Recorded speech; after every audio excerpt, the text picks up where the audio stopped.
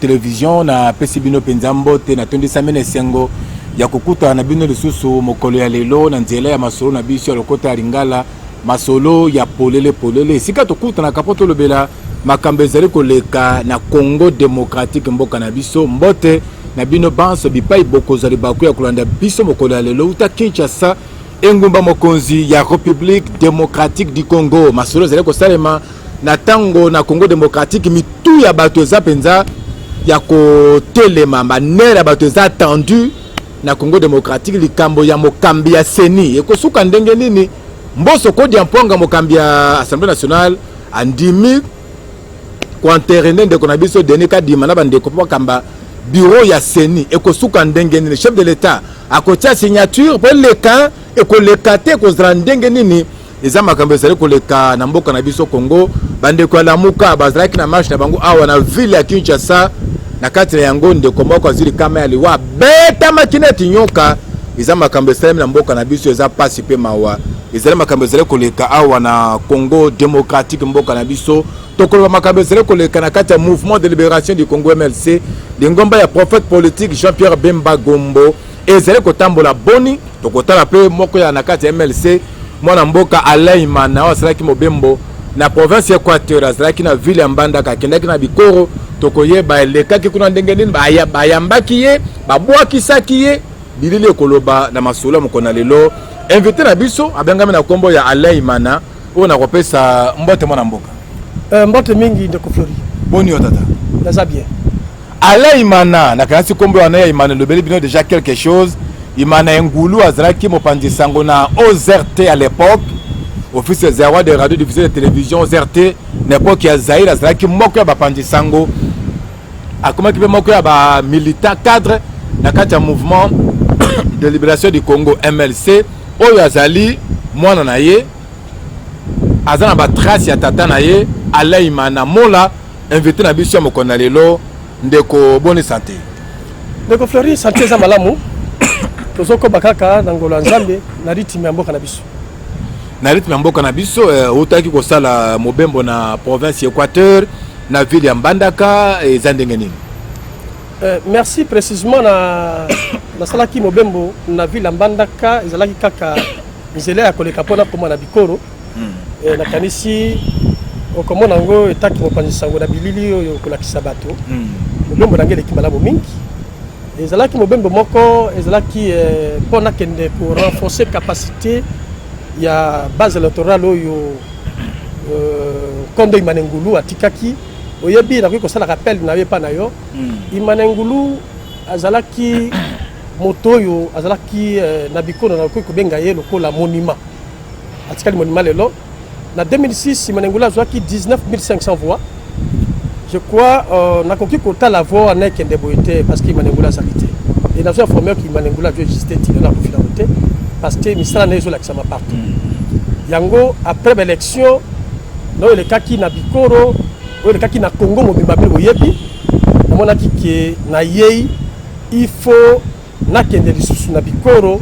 na bisaba ndeko na ngai na mona bango to solola to zongi salisusu makanisi ya ko préparer o nyonso ko ya na sima mikolo ndo moni voyage na salaki na komaki malamu pe bamba nga kitoko okomaki malamu tomona kiyo na pepo noko kitek na bande ya pepo ya ville ya Mbandaka na kanati pe bilili yango ezali koleka bana ya Mbandaka bayaki bayambio mobilisation ezalaki makasi vraiment bon en réalité webi soki moto yebani esika bato bazoloza moto ya bato esko soko tia makolo zaka na bato ngai na bikoro na beta katolo te na lata kanzoto ya papa na ngai parce que bolamu oyo Imana sala na mboka wana oyebi na biso loko moko oyebi na 2003 2004 prophète politique Jean-Pierre Bemba Gombo kouta na ye na badolite na Kondo Imana Ngulu ebisi alobi mokonzi oyo nyonso tosalaki nga na yo partout ba souffrance kotia ba radio partout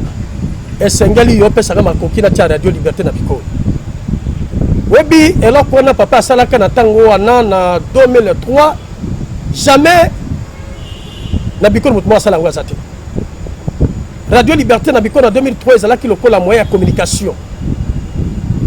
est-ce que ça tile là radio liberté je existé zali tala eloko imana salaki oza na 100 km bazo benga na radio liberté donc communication ko zalaki datango na te c'est ça ben fort ya imana ngulu à travers Jean-Pierre Bemba ya kwa eloko wana etikala lelo kolongola mitema bato te yango de salaki ke ba na mbandaka ba yamba ndenge tozomona wana non banda mbandaka ba ko yamba na botengi na mbandaka te na botengi na biko en réalité ngai mboka na ngeza li biko soko boni ba manjo na malamu ko kitana na avion ezala ki départ bala mako biko donc na kiti na bikoro ezali lokola na koti na Jérusalem et puis likambo wana moto mo sala ngo lisusu azali te na biso ya solo ozaka même yo moko mwana bikoro te bana bikoro base belé ala imana mwana bikoro nazala mwana bikoro nga moko te oyebi kozala malamu na bato ezali malamu oyi kotuna bana bikoro 500 na Kinshasa oyi kokende tuni 5000 personnes bambaki nga na bikoro ko bisabi moto azali moto malamu aliaka na bango na liaka na bango yo surtout même nga na bikoro aliaka na ba pygmée oyi ko imaginer que nga na liaka na ba pygmée na mboka ezali bolamu papa na nga bande ko sala papa na nga zalaki ndengo wana papa na nga zalaki rassembler aboyaka moto te opona nini ngai na ye na sene na boya moto e bolamu yango ndo moni 4000 5000 personnes ba mili banda pona ko yamba ngai voilà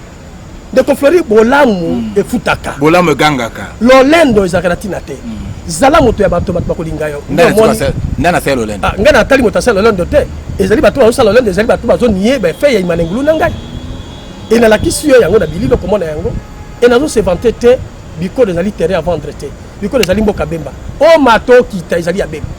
parce que imana ngulu betaka mubonda lobi awa bemba moso akokota te etikali ndengo wana donc ti lelo na territoire ya bikoro na province Équateur leader moso azate à part Jean-Pierre Bemba mais na rezo bisa na zo assurer ezali ya solo yo moni depuis l'élection banda biko de sanga siège ya MLC azwa kaka député président national azalaki te motozu député national président national azalaki te tozo député provincial azalaki te na absence de biko de sanga eboya ko voter Bemba te soki to pesi mo dore bato saka yango voilà alors bokomi na territoire ya bikoro bandeko bayambi yo ndenge bozolo na nzela ya bilili ya koyemba bayembi ya kobina babini na sima alaimana azuma loba oyebisaki bango nini bon nayebisaki bango ngai nazosala politique ya vengeance te nazosala politique ya continuité ya nkondo imana ngulu parce que liwana ezalaki liwa moko epesaki bato nyonso passe papa kofi na âge ya 56 ans je crois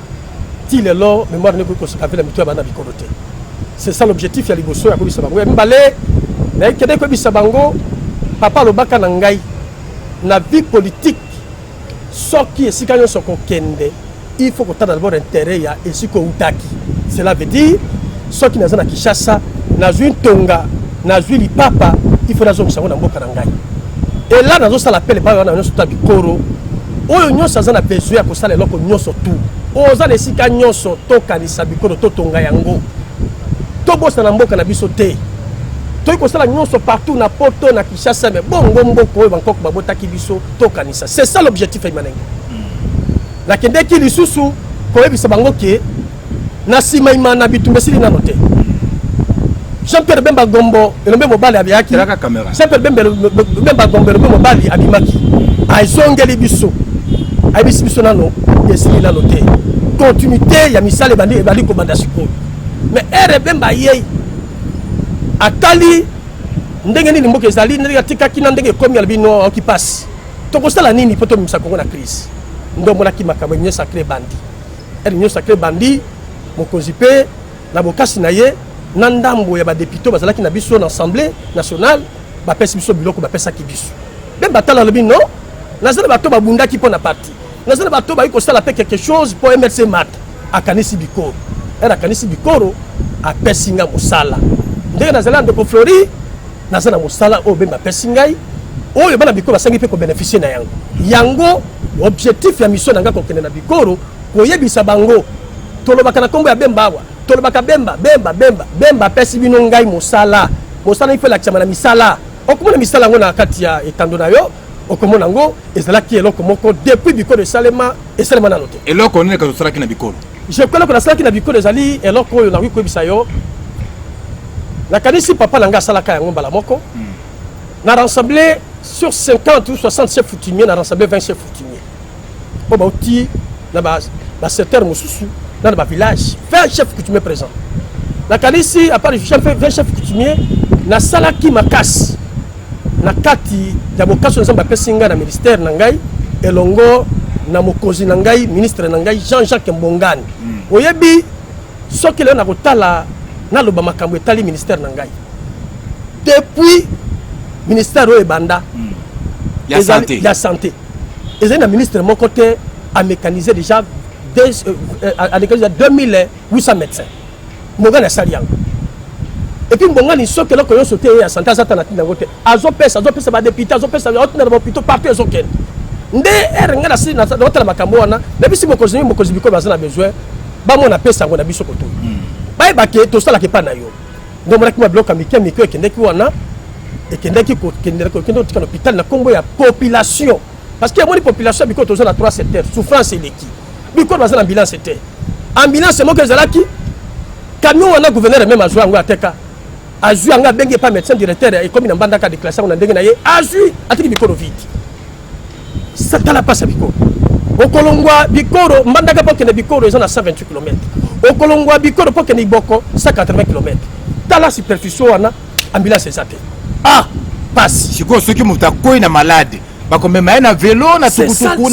C'est ça le problème. La Kalisi, Naboka, c'est Isaïde, à la ambulance. Et comme Batabiko m'a sepé. Moi, je bloque à mes ok,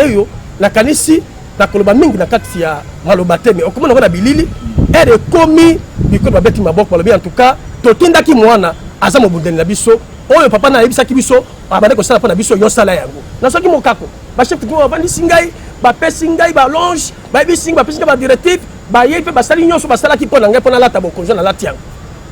donc on sera déjà bokonde zali na zamine pona ko sécuriser biko le terrain nango yo surtout bokonzi ya nzambe to bokonzi ya satan bon toute autorité vient de Dieu d'abord il faut to tsaza liboso boko ba koko ba sala kate bakoko na nzambe ba koko yokana batamba nzela moko te koyokana na ndenge ya molili te omoni pouvoir yon surtout ezalaka surveiller na coutumier ezalaka bokonzi te pa nzambe mpona napesa yango makaso ezali nzambe bon tobosana nzambe mpona alors biloko ekei opesi l'hôpital tomoni mpe bandeko bazalaki bahandicapé basusu tomonaki bazalaki bakiti na bango mpo batambola na mwa ndenge ya malamu kuna na bikoro. Bon, au moins de Makambo et Salme Panangaï, son avis soit que les gens ont montré que l'on a Bicoro parce qu'il y a un qui n'a pas de Bicoro. On a vraiment moi na Bicoro, villageois. Donc, on a pas à Bicoro, nous surtout. Nous avons soit qui n'a pas dit ce qu'on a chaque avenue pour nous passer dans l'avenue. Nous avons mon angle. Nous dit que kuna na place kuna so na kila bomenga na mona handicapé mo azali. So na kile kalanganya na mona handicapé musu azali. So ki na zongi ya na université na mona musu. Ndenge na za image wana. To koyeba mboka malamu, c'est ça misala na yango. Handicapé na zala ki na ngana élection. Ba bisa nga mokonzi tala na bindo siko tanga na ngoko. Na kiko sala ngo. Et là na sali yango soko moni esenge tondana ki na bato nyonso basala ki na ngai na stade. Basepelaki to koyeba mboka malamu koyeba bato malamu misala ngo ezali ndeko wana. Voilà bandeko balandi tozali na mwana mboka Alain Imana moko na kati ya mouvement de libération du Congo MLC was notable na ngambo ya Biko na province de l'Équateur akitake kuna tobekana kolanda ambiance ya mabina oyo selemaki kuna tango akomaki bayambaki babinaki mabina wana ila sanini basimbi bakombo balati bateni ya rouge blanc élection te yo soki na kena ba coutume okoloba kaka okomi na coutume wana ezali bokoko na biso na tuni kaka bokoko na biso yango wana to mondela bosa na tabokoko na été biso pe ba non to bosa na bokoko na biso te er na komi somi ya mboka esengeli makambo wana esalam ba momo ko bina balati bangola babali ko bina ko sepela mona na banga ye somi ya ye c'est ça pouvoir opesa ke message na monoko ya mboka mekana ko limbola biso awo olinga oloba nini message na mona mboka na pesa ki ezalaki na bisaki bana bikoro na ye na uti mo voyage ezalaki mulai na bisaki bango ke lobby tokozala na milulu ya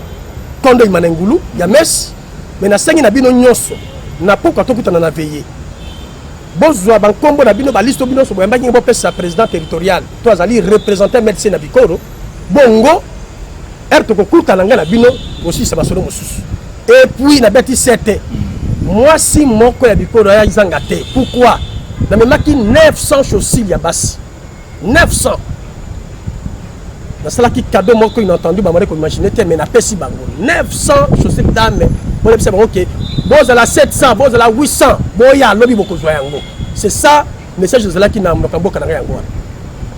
Voilà, tout le monde en image et ambiance sur le cas qui est dans le territoire de Bikoro. Avant de continuer, je vais vous dire Alain Imana. Vous avez dit que Bazo Yemba, Kubina, Koyamba, Konabiso, Alain Imana. Tout le monde a bon la simato, tous les gens qui ont biso.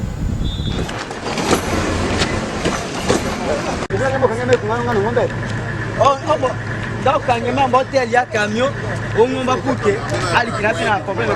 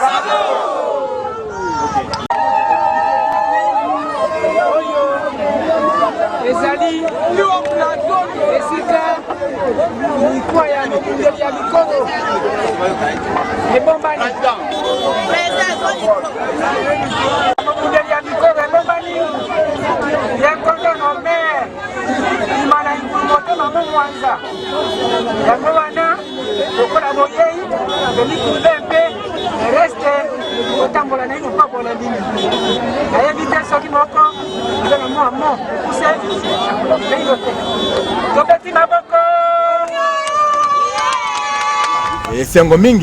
mingi en tout cas balobaka soko le na sani kobosa na kasate Alain Imana zali mwana ya Bikoro abotame na Bikoro akolo na Bikoro ayena yango mokonzi Kinshasa lelo akanisi bandeko na ya territoire ya Bikoro pona okende kotala bango kofandra bango esika moko kosolola ezalaka nde bongo mpenza na kati ya ekolo mpe na kati ya mboka mais aleimana okopesa bango mokongo lobi te mpo tomona na mboka na biso ebele kaka boye aye kotala bandeko afandi na bandeko asololi alei na bango bapesi ye mokakoswa ndenge moko lobi awa na nsima akomi ndeke apumbu akei asundoli bandeko na ye ekosala mepa na yo bongo te oyebi ndeko flori question ezali malamu parce que bato oyo basalaka makambo lokola biso bapesaka kaka population mokongo me ngai nayo sepesa bango mokongo te naye kopesa bango mokongo mpo na nini soki napesi ntango kozwa ndeko flori ntango kozwa eloko yango ndeko flori mpo napesa bango mokongo lelo ngo naza député te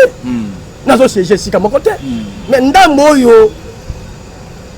prophète politique Jean Pierre Bemba apesi ngai ya moke nazozongela bango mpo tosolola tokabola te et en même temps nakoyebi eloko moko oyebi na Bikoro il y a 10 ans aujourd'hui depuis manakufa imanatikama na Bikoro na mémoire moko gravé ere nazalaki na baélection bayebisinga bi aleimana tala misala ndako no papa atikaki esili nano te tala ndenge radio liberté oyo ezali na baproblème mosusu ya bacarburant ba 5 litres par jour baoluka mosusu esali te wana prophète politique aza te tala bato papa na tiki tombola yango awa nazwaki babiloko nsuti nabombaka yango na motema na ngai nare prophète politique napesi makoki nalobi non ngonga yango ekoki okomona na bilili premier bureau na territoire ya parti politique ya MRC s'installe na Bikoro okomona na bilili okomona bilili na radio liberté fille ya carburant mobimba nabisi bango soki kaka esili babengi ngai mbongo oyo nazwaka salaire na ngai otime bango mosusu mpo na continuité ya bisala imana ezala stoppe te ndeko flori kokende kaka mpo na kokomomere mémoire imana natali nalobi non imana comme azalaki monument kaka monument ya Bikoro te me na république oyebi imana na ntango bino ozalaki kosala misala na bino na imana soki abimi na télévision soki alobi likambo na nakoka ete naye kosala fondation imana ngulu mpo commémorer mémoire na ye epa baninga nyonso to bazalaki gravé na ye noti kosala inauguration ya fondation biloko ebele inauguration koservi bana na niveau internet baconsulte oyebi toza na badifficulté ebele na niveau ya seni azotinda bato baza professionnel kaka baformateur mais na mboka bato bazoyeba makambo ya ordinateur te naye kobuli na bino mpo na kolongola bato na kisasa basalaka makambo ya contrôle babiro non il faut toforme biso moko mpe bana awa mpo bayeba makambo wana nake kosala eloko wana kuna na mboka c'est ça misala pesi bato formation napesi bato te nasali bibliothèque bakendaka basalaka nyonso to bazozwa bazozala forme bazoconsulte mpo explike kotela bango nakanisi kala mingi to komona misala ndeko zongela mpo komona wana bilili kaka parce que déjà nasina balansaki yango donc flori makambo kosala ezali ebele ima nazalaki visionnaire et vision wana etika déjà epa na nga lokola naza lokola na malette to naza na mal ya badossier ima nazalaki visé pasala voilà nakoki kotika bango napesa mokongo te mokongo na ngai so napesi bango mokolo papa na ngai akozwanga na ke parce que vision na ye wana nalati il faut nazwa yango natia yango na motema na ngai natambola yango na Bikoro. Voilà, ozalaki na Bikoro, c'est vrai que ezali moko ya territoire ya na kati ya province de l'Équateur, province oyo etikala mpenza nsima na baprovince ebele na kati ya mboka na biso. Province ya Mikakatano be Équateur, kozanga koyoka na kati na bakambi, ezali na kati na gouverneur na assemblée provinciale poto nde likolo ya poto makambo kotambola malamu te na etuka Équateur mambenga pilipili libende province de l'Équateur ndenge bakabola yango oyo ya hérita kombo ya Équateur ya hérita nde mababe nyonso ya province de l'Équateur ezali pasi pe mawa bongo na Bikoro esika yo wuti kuna makambo ezali kaka ndenge zoleka na vile mbandaka poto kaka bongo to na Bikoro moi changement ezali mon bokestion ezali par rapport na vile mbandaka Aleimana. Bon, en réalité, la Bikoro, tout ça, le problème était.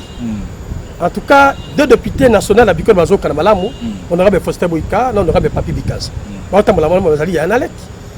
Le 3 députés provinciaux, au Bazana, Nambanda Kande Mazo créé problème, moi, Mouké, parce que, au Yebi, les alliés pas si bien que mon moto, à coller mes éducation. Mais le cas, Nambanda Kazali, quand même, mes alliés éducation de base. Oui, monsieur Moutaza Maëlle, mais ça mal éduqué. Déjà, mon tassa koufa. On sait que je contrôle. Non. Non, non. Bikoro, tu as la première quel que soit le député provincial. Na kati ya Bikoro, na mona vraiment impact ya problème na bango santé. Mais lorsque nazo craindre et pas ba député na biso provinciaux, biloko ya mboka ya Bikoro zo bimaka ezo epa bango na mbandaka. Fallait bango zo na mbandaka batindaka na Bikoro, mais zo na Bikoro ya kanet li kamna bisa ya camion. Donc gouverneur a ça l'appel pas médecin directeur, un camion. Zo quand gouverneur ko mabanga ka ba député, azu camion na reporter pas député provincial. Moi na Bikoro.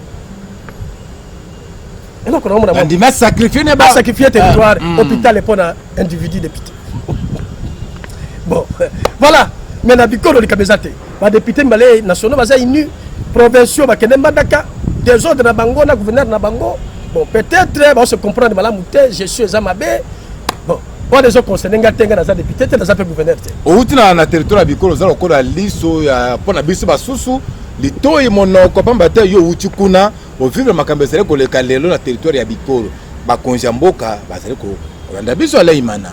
ukoki ko yebisa bango nini parce que yo salaki na mwa makoki ya moke oya yo meki ko sunga mwa bandeko joka ne soki to tele malambe zaende mosala oyo ba konja mboka bakoki ko sala pona ba peuple na bango alors koko yebisa ba konja mboka nini na makambo mona ki na territoire ya Bikoro. Bon, ce qui va dire que makambo na territoire ya Bikoro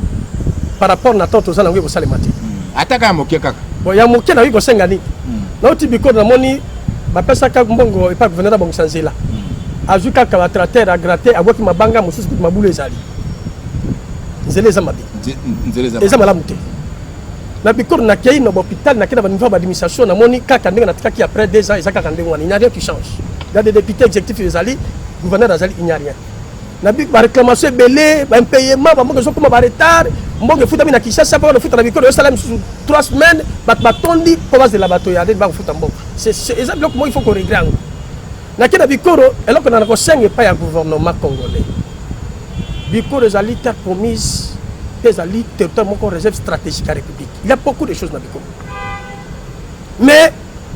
soki ba sala kama na bango, soki ba sala kama na bango surtout ba se refera na Bikoro. Bikoro il y a tout hein. On attend ngeza te. Mais ba kanisa pe Bikoro na niveau nzela wana. Eza 128 km biko sala ngo même 3 mois 4 mois sili. Bosala ki combien d'heures banda kati? Bon, en réalité Bikoro mbanda ezala ka 1h30 combien? Mais ngana beta ki 3h. 1h30 combien? Eza 128 km. Maluku Kinshasa eza 90 et quelques. Mais dans la kaka Maluku Kinshasa wa na go ça ba 45 minutes. Bongo Bikoro sala combien? Voilà, ça veut dire que c'est un nzela. Nzela babongisa pardon. Ce que babongisa nzela wana ko zalaka na lokumu na bino. Lokumu moto moko te. Mais na yebi mbonge bimaka. Mbonga zele bimaka bakachango. Ah. Mais moi ba landa pe bakacha les até. Parce que au kacha dans l'opération retour les ozongela ka bakonja. C'est grave. Mbonge tamala boite. Biko les maka bebele bela mike so na lobimpe ko ba sala pe angote. Distanciation de biso par rapport na système de santé. Bokozi, à travers l'essai de bâtir une ambulance, est-ce que l'ambulance est insuffisant? 180 km, 128 km. Ce qui est l'autre, c'est un problème, il y a ma casse au Soukandé. Naké Nabiko, Nakouti, ma zone de santé, nous sommes ces Andélé. Tina Moya Lelo. Tina Moya Lelo, est-ce qu'on a fait ça au Salang? On n'a pas papier au Salang. Même un gars au Salang, on a un gouvernement central. Tina Moya Lelo, Tamboula, l'hôpital Ndélé Zali. Non. On a qui dans Mikana, mon sous médecin tango. Parce que ceux qui vous abondez, vous appelez un heure à Yémo Kosi, vous appelez un heure à Nangaï, on est à la République, on est à la président de la République. Voilà, ça veut dire Bikoro, il faut plus souvent à Bikoro, tous alliés à tout le monde de la Mokanabisu. Alain Mande, monsieur Zalaki, monsieur Moko spécial, Tronga, tout bête avant ma solo, il y a Mobé Mobosaraki, na territoire à Bikoro, na province de l'Équateur, tu commis vraiment na Souka, caméra, na Bissi, on a les Bosso na yo, Banamboka, Bazé, Kolanda yo, oui, bon, et là, quand on a comme Banamboka, Équateur en général, c'est ce territoire. Boyebi, Tolbakanambo, Kanabiso, Koulout, Azali Mokolo, Monoko Bimaka Solo. Mais, pour être une asima, oui, bien côté. Banambandaka, Baye Bake, Bitumbo, Tozo Bundalelo. Après 11 ans, il y a Mokonzi. na biso Jean-Pierre Bemba Gombo bitumbo ezali munene eza bitumbo to qui passe ba pesa biso ba kombo ba code 32 ba code combien mais lelo na constat la référence ya moto tout à l'écran Équateur kulu tunanga Jean-Claude Baindi papa na ngai État Félix nazana ba souvenir ya malamu pona vieux wana mais na temps moké na histoire politique pas comme Jean-Claude Baindi ezali Jean-Pierre Bemba Gombo na wiko kende na nyonso tout na bandi même na papa na ngai José Makila na bandi même na papa na ngai Jean Lisembusa na koko kende na bango nyonso na tangi même koko na ngai Ndundu Bononge tozalaki na rébellion na ye na Badoliti aye ministre kwa comme na niveau comme Sukwa Zonga Jean-Pierre Bemba Gombo mwana moka betaka mbonda bakolo babinaka na Équateur mosusu azate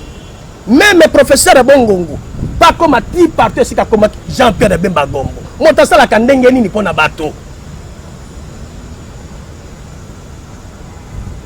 to batela Jean-Pierre to memi aye to commissaire Yesu te mais to memi lokola mwana na biso baka bezo passer en Équateur Bemba bataza innocent Bemba biangote mais bactéries politiques de gauche de droite oh il va luka comme intérêt personnel bazo suyo comme mokosi na biso eza passe azan de konabino nzeto bisaka na zamba basaka na ngote totika kombo ya Jean-Pierre Bemba na makambo etali gouverneur à province quel que soit biso bactéries politique MRC total la grandeur ya personnalité à Jean-Pierre oza l'intérêt no kendo ko luka mbongo yo moko tika komba mokonzi nye Bemba ko soutenir Bomba na likambo ni Bomba zalaki commerçant na mbanda kazo sala maloko na Bomba ka bambisi ya Kisasa Bemba ebiete Bomba comme gouverneur 2 fois mbala liboso a triché président Kabila zalaki deuxième tour a triché président Kabila zalaki Bemba zalaki wa azalaki na Bemba na katna Bomba bakutani wapi papa na ngai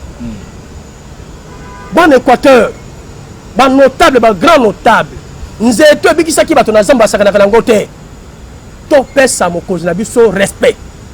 merci to tika makambo ya koloba loba pa ya bato ba réseaux sociaux bo bazala ba négociation na do salaka o bino boyebe sike zouta na ba vipère ya quelque chose parti MLC quelque chose parti mosusu bazo zinga ipo bali ya kambongo na ye Bemba za kuna te Bemba za mota ulukaka mbongo na mbise pa bop merci Dr. Flori merci bikamana suka yango wana na beti c'était biso ba notable Équateur na ya mike na ya mikolo respect na igwe son na biso lelo ezali et son na biso ezali parce que ezali mais son na biso ezali ke biso moko surtout bandi ko disperser pouvoir Équateur et nazo informer bino tozoloba quel que soit votre surtout aux la ministre tant que des cambanda to tem sabino na bem bolanda bino même ngaba pesa ngabino to bolanda bino te Alain Imana monsieur Siri merci beaucoup de Flori et monsieur Siri bande ko zaki émission moko spéciale to bongisaki yango pona mobembo ya ndeko Alain Imana na territoire ya Bikoro na province de l'Équateur to comme na suka merci na bino banso bozaki baku ya kolanda biso mokolo ya lelo merci na Lola Kinyamba zaki sima na caméra mo jambe na réalisation Christian Banzolo Fiston Atunga Dieu merci Kif bazaka na ngambo ya régie d'antenne Jacques Wandenga Boazu azaka na bango longo na ngambo ya régie finale merci na Romain Makonda Mbangi Makanga wa kambaka biso Dudu Montire to bosani ote aleka bongo mobu pona lelo to suki awa Alain Imana lobi yango nzete webikisa ona koi na zamba na tango yelanga bakata ka yango koni te botika na malamu tokutane mbala ya sima en tout cas